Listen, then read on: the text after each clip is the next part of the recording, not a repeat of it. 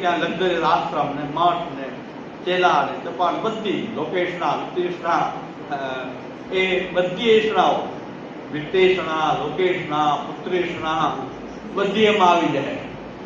ખાલી મઠ સ્થાપી દે છે. બધું ત્યાગવાનું કોણ ત્યાગે? બધું જેને બ્રહ્મને શોધવું હોય તો જ્ઞાન માર્ગમાં ખરેખર આ રીતે લંગોટી એક વસ્ત્ર અને એનો વારસદારે કોણ થાય? મઠ હોય તો ઉત્તરાધિકારીની ચિંતા થાય, કાંઈ હોય જ નહીં. આગળ પાછળ એક દંડ, એક કમંડલ, હા, અને એક લંગોટી, તો વારસદાર કોણ? ચિંતા વારસદારની ચિંતા શું? તો પછી વારસદારની ચિંતા માથે ચેલો નીમવાની કઈ ચિંતા નહીં.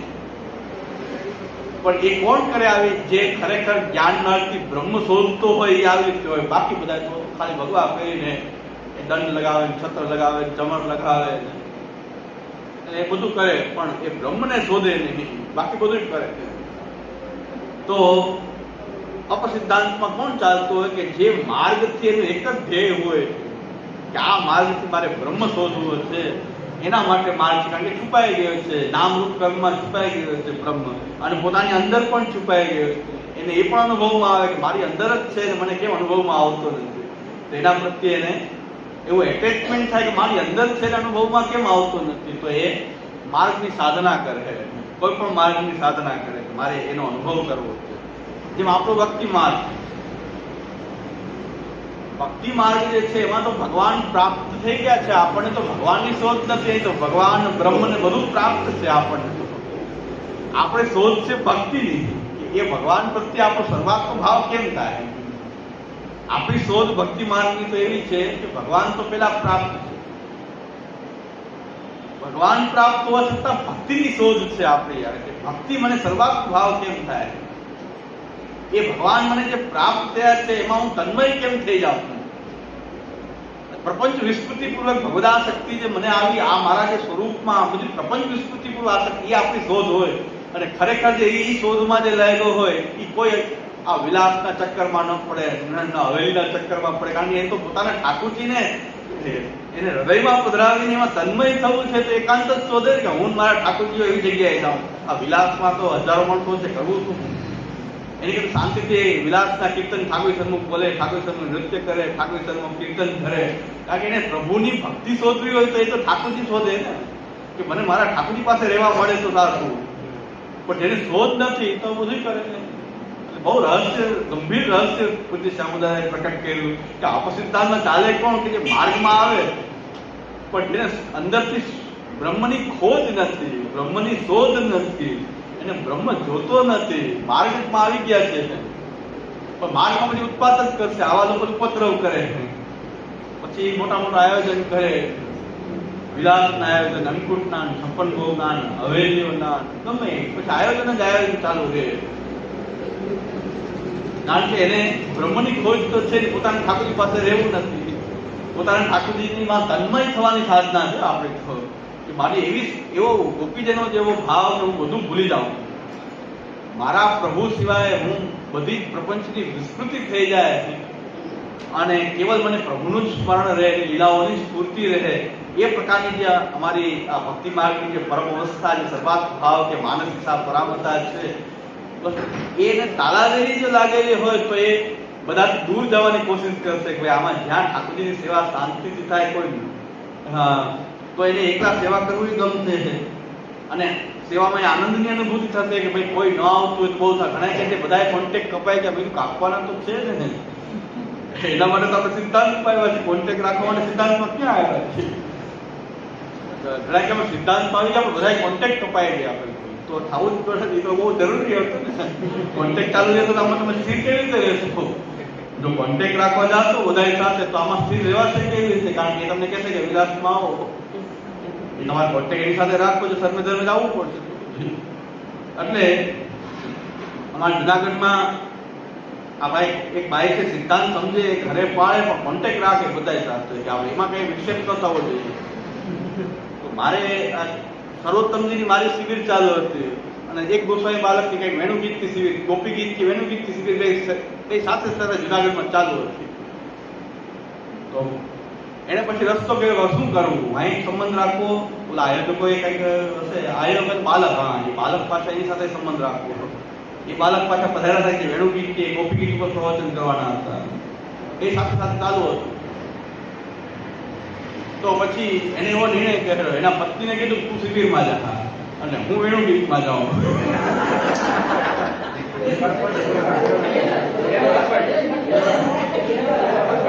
અને મને રિપોર્ટ વૈષ્ણવ આપી દે, વૈષ્ણવ રિપોર્ટ આવ્યો કે ભાઈ, એના પત્નીને પૂછ્યું કે ભાઈ ક્યાં છે? એ તો હા ગોપી ગીતમાં ગયા છે. એટલે સમજાય કે સંબંધ રાખો શું કરવું, કઈ સમાધાન તો કરવું ને.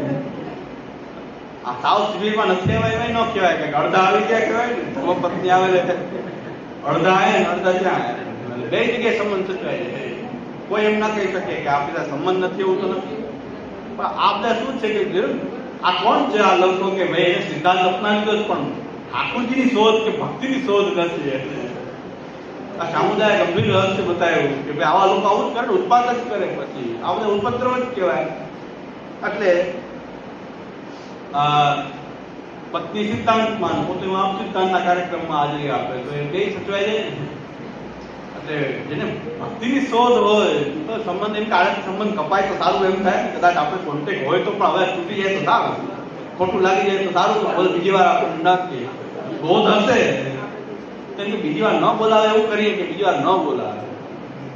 તો એનો મતલબ કે જો ઠાકોરજીની બ્રહ્મની શોધ હોય, માર્ગથી કોઈ બ્રહ્મની શોધ હોય, ભક્તિની શોધ હોય, તો એની અંદર એવી તાલાવેલી હોય કે આનાથી આપણે દૂર હટવું છે, આપણે એમાં ઇન્વોલ્વ નથી થવું, એનાથી દૂર હટવું છે.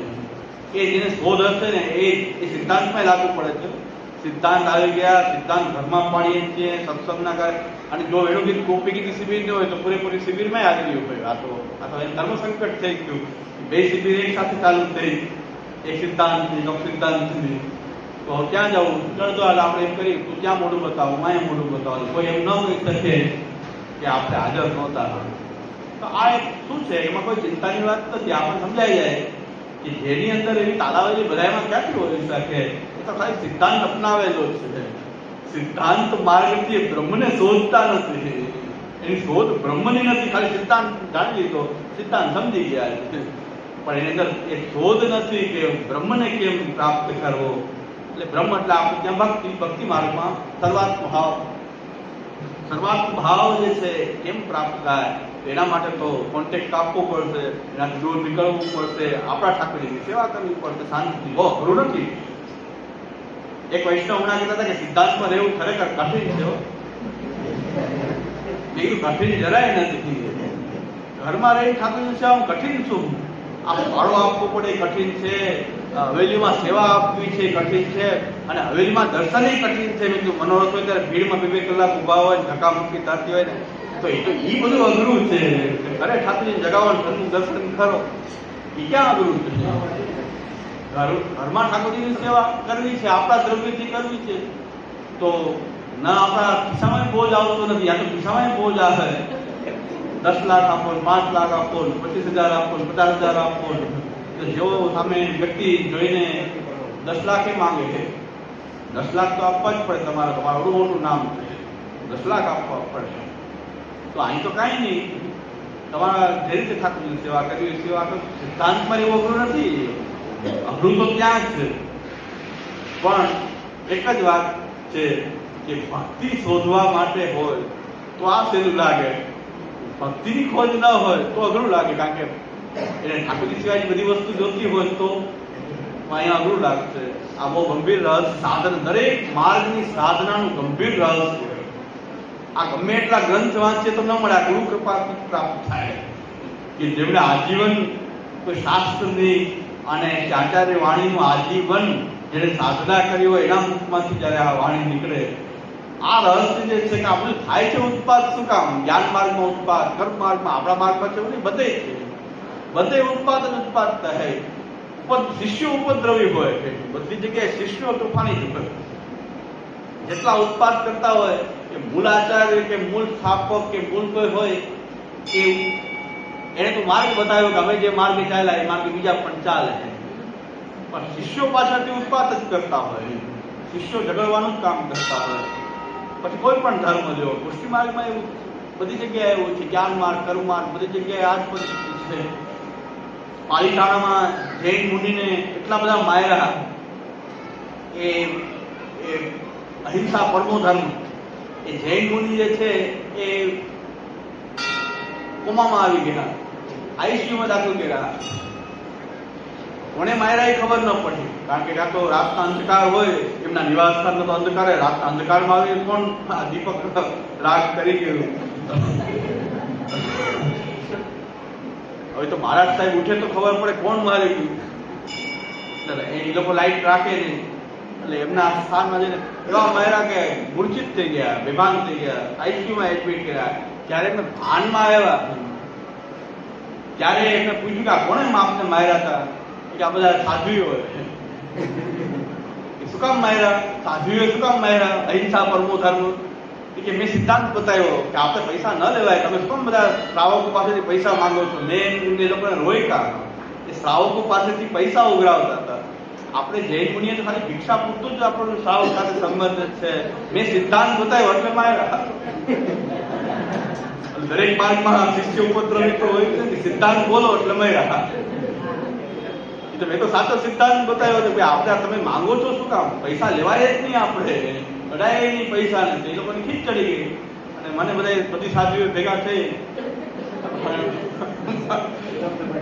એટલે મને સંતોષ થઈ ગયો. સિદ્ધાંત બોલો, હજી સુધી આવું નથી થયું. હા, હજી સુધી આવી દશા નથી થઈ. આવી દશા થઈ તો આપણે નિષ્ઠા રાખવી જોઈએ કે આવી દશા બધા ભેગા થઈ જાય કદાચ હારે આપણે નિષ્ઠા, આપણે તો આવું તો હજી ક્યારે બન્યું નથી. એટલે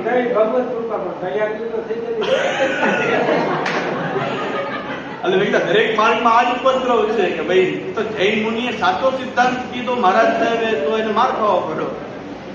સમર્થન કર્યું તો બધા એ વાવા આપે, પૂજન કરે. મેં તો કીધું, મેં મહારાજ સાહેબે કીધું મારો બીજો કઈ ગુનો નહોતો. મેં કીધું આપણે ભિક્ષાથી કામ છે, આપણે શું લેવા, પૈસા શું કરવું છે આપણે? તમે શા માટે શ્રાવકો પાસેથી પૈસા લ્યો છો? આટલું કીધું તો આ બધાની ખીચ ચડી ગઈ. તો એટલા બધા માર્યા કે આઈસીયુ રાખવા પડ્યા. તો ભાનમાં આવ્યો તો ખબર પડી, નહીં તો જો પહોંચી ગયા હોત તો ખબર જ ન પડે કોણે માર્યા. કારણ કે ઇલેક્ટ્રિકના કોઈ ઉપકરણ રાખે નહીં, ઇલેક્ટ્રિસિટી હોય નહીં, લાઇટ હોય નહીં એ લોકોને ત્યાં. તો આ રીતે છે. એટલે દરેક જગ્યાનું ઉપદ્રવનું કારણ જે છે કે માર્ગ અપનાવી લઈએ પણ એ બ્રહ્મની શોધ ન હોય તો પછી માર્ગમાં રહીને શું કરવાનું? ઉપદ્રવ કરવાના. એના કારણે અપસિદ્ધાંત પ્રકટ થઈ જતો હોય. અપસિદ્ધાંતનું રહસ્ય આ છે.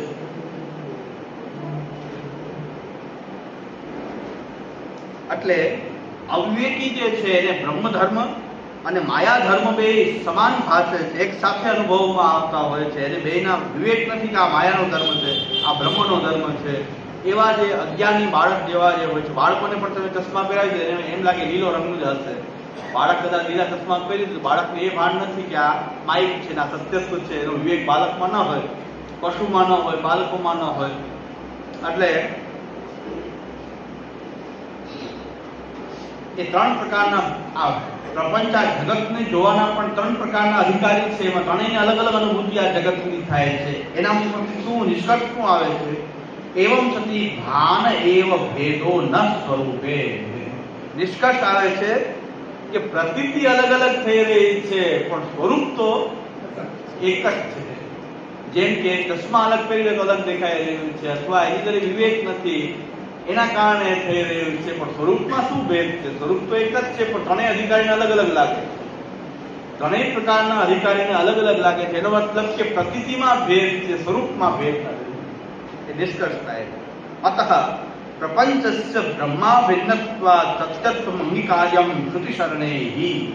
જે વેદનું શરણ, શાસ્ત્રનું શરણ જેણે લીધું છે, જે વેદ અનુસાર, શાસ્ત્રને અનુસાર જે આ જગતને જોવા માંગે છે, એવા જે શ્રુતિને શરણે થયેલા છે, એને તો પ્રપંચને સત્યત્વ અંગીકાર કરવો જોઈએ. આ તો વિષયતા છે કે જેના કારણે માયિક ધર્મની પ્રતીતિ થઈ રહી છે. ये पुनः उत्पत्ति विनाश पुस्तत्व भेदायो धर्मा प्रतीयन्ते ते मायिकाः इति श्रुतिभिः आकलनीयम्. પણ જેને આ જગતની અંદર ઉત્પત્તિ થાય છે, વિનાશ થાય છે, કુત્સિત અને ત્યાજ્ય છે, ખરાબ છે, હેય છે, એવો જે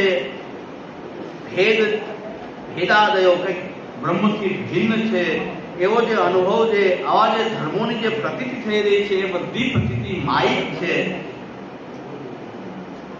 એવું સારી બુદ્ધિવાળાએ સુધીભી આકલનીય એ સિદ્ધ થાય છે. એટલે જગત વિશે, જગતમાં જે ઉત્પત્તિ નાશ દેખાઈ રહ્યું છે,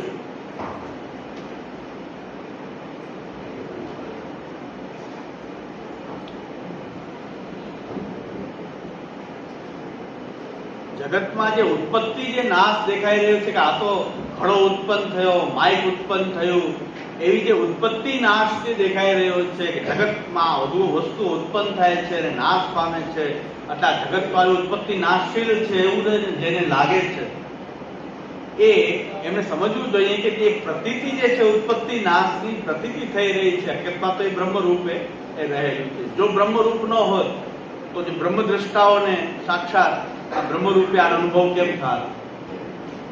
અને વેદ શું કામ શ્રુતિ શરણેહી, શ્રુતિની જે શરણે રહેલા હોય વેદ કહે છે સર્વમ ખલુ ઇદમ બ્રહ્મ, આખું આ બ્રહ્મ જ છે એ સર્વમ ખલુ ઇદમ બ્રહ્મ એવું શું કામ વેદ કે? જો આમાં કુત્સિત ઉત્પત્તિ નાશશીલ હોત, ખેદ હોત, બ્રહ્મથી એનો ખેદ હોત તો એને શા માટે એવી રીતે શ્રુતિ આજ્ઞા કરત? એટલે એના ઉપરથી સ્પષ્ટ થાય છે કે પ્રતીતિમાં ભેદ રહેલો છે, સ્વરૂપમાં એ ભેદ નથી. શ્રી મહાપ્રભુજી આજ્ઞા કરે છે, જો થોડું ઘણી ડીપમાં વાત કરીએ તો શ્રી મહાપ્રભુજી આજ્ઞા કરે છે તમે ઉત્પત્તિ નાશ માનો તો ઉત્પત્તિ અને નાશ એ પણ ધર્મ થયા ને, ઉત્પન્ન થવું એ ધર્મ થયો ને, તો એ ધર્મ ક્યાં ધર્મમાં રહે છે? ઘટ ઉત્પન્ન થયો એમ તમે કહો, ઘટ ઉત્પન્ન થયો તો ઘટને ઉત્પન્ન થવા રૂપ જે ધર્મ છે એ ક્યાં ધર્મીમાં રહે છે? ઘટમાં. ઘટ ઉત્પન્ન થયો એમ તમે કહો છો તો ઉત્પન્ન થવું એ ધર્મ થયું, એ કોઈક ધર્મ હશે, કોઈક ધર્મીમાં તો હશે ને. તો ઘડો હજી ઉત્પન્ન નથી થયો ને, કોઈ વસ્તુ ઘડો ઉત્પન્ન થશે, ચાલો એમ બોલીએ આપણે, હજી ઘડો ઉત્પન્ન થયો નથી તો ઘડો શબ્દ ક્યાંથી આવી ગયો? ઉત્પન્ન થવું એ ધર્મ ક્યાં ધર્મીમાં રહેશે? તો એક ઘડો પણ નિત્ય માનવો પડશે કે જેની અંદર ઉત્પન્ન થવાનો ધર્મ રહે. એક ઘટ પણ નિત્ય માનવું પડશે ધર્મી. ધર્મી સદાતનો વક્તવ્ય, મહાપ્રભુજી આજ્ઞા કરે છે કે ધર્મી સદાતનો વક્તવ્ય, એક ધર્મી નિત્ય છે એવું માનવું પડશે. કે તમે ઉત્પત્તિ માનો છો તો પણ તમારે ધર્મીની નિત્યતા માનવી પડશે. એનો મતલબ કે ઘડો ઉત્પન્ન થશે એમ તમે કહો છો, હજી ઘટ ઉત્પન્ન થયો નથી તો પછી ઘટ ઉત્પન્ન થશે તો ઘટ નામ આવ્યું ક્યાંથી? ઘટ કોઈ નામ છે તો એનું રૂપ હોવું જોઈએ અને એ પાછું નિત્ય હોવું જોઈએ, તો જ આ શબ્દો અને અર્થ જે છે એનો સંબંધ શક્ય થાય. આના ઉપરથી નક્કી થાય કે ઉત્પત્તિ નાશ માનવાથી પણ જગતની અંદર નિત્યતા એ ખંડિત થતી નથી. આ શ્રી મહાપ્રભુજી સર્વનિર્ણય પ્રકરણમાં, એ પ્રમેય પ્રકરણમાં, સર્વનિર્ણયના પ્રમેય પ્રકરણમાં શ્રી મહાપ્રભુજી વાક્ય કે ધર્મી સદાતનો વક્તવ્ય, ધર્મીને સદાતન માનવો પડશે. કારણ કે આ એક ધર્મ છે, ઉત્પન્ન થવું એ ધર્મ થઈ જશે. તો ઉત્પન્ન થયેલું એ ધર્મ જે છે કોઈ ધર્મમાં તો હોય. તો ઘડા ઉત્પન્ન થયા પહેલા થશે એમ કહો છો ત્યારે પણ તમારે ઘડો છે એવું માનવું પડશે. ઘટ શબ્દ આવ્યો, એ ઘટ શબ્દ આવ્યો તો અર્થ કોઈ ઘટ હશે ત્યારે ઘટ શબ્દ ડિક્શનરીમાં આવ્યો હશે. તો એના વખતે નક્કી થઈ જાય છે કોઈ નિત્ય ઘટ હોવો જોઈએ અને એ બ્રહ્માત્મક છે, એ એક બ્રહ્માત્મક છે ઘટ. તો આ એક છે, એક વૈદિક સૃષ્ટિ, એક સત્સૃષ્ટિ અને એક ગુણની સૃષ્ટિ. એમ ત્રણ પ્રકારની સૃષ્ટિ પુરુષોત્તમજી આવરણ ભાગમાં આજ્ઞા કરે છે કે સૃષ્ટિ ત્રણ પ્રકારની છે. એક વૈદિક સૃષ્ટિ છે, એક સત્સૃષ્ટિ છે અને એક આ ગુણ પ્રાકૃતિક ગુણોથી બનેલી સૃષ્ટિ છે. એટલે એક બ્રહ્મની અંદર રહેલા બધા જ જે નામ રૂપ જે છે નિત્ય છે એ આ ગુણવાળી સૃષ્ટિમાં આવી રહ્યા છે, જે બ્રહ્મમાંથી આવી રહ્યા છે, બ્રહ્માત્મક છે. એટલે બધું બ્રહ્માત્મક છે. એટલે ધર્મી સદાતનો વક્તવ્ય, જેટલા પણ ધર્મો છે એ ધર્મીમાં રહે છે, એ ધર્મીને સદાતન માનવો જ પડે. જો વિચાર કરો તો ઉત્પત્તિ નાશ માનવાથી પણ કોઈ એ જગત જે ક્ષણિક થતું નથી, કે માયિક થતું નથી, કે ઉત્પત્તિ નાશ હોવાથી કુત્સિત ધ્યેય થતું નથી. બ્રહ્મા ફકત છે. કોઈ પણ ધર્મ જે છે એ બ્રહ્મા